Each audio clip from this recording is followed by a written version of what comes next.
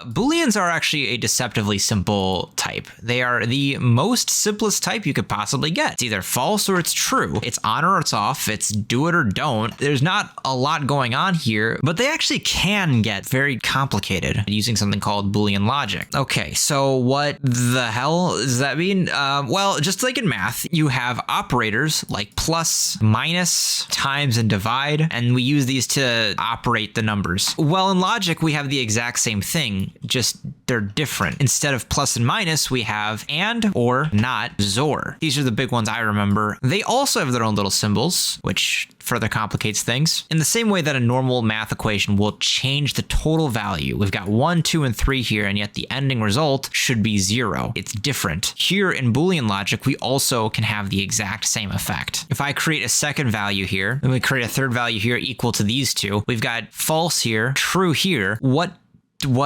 going to make? Basically, this is where the operators come in, right? We have to actually use an operator to combine these two, and the way we use the operator will change the outcome. And here we'll say false. And needs everything to be true. So as long as one thing's false, the whole thing's just false. If we used or and XOR though, they'd say it's true. I'll talk about the difference between or and this weirdo word that I keep pretending exists next time. But otherwise, this is the basic idea of Boolean logic. We use an operator to combine multiple Booleans together. We're also going to get into something called truth tables, which will help explain that a little better.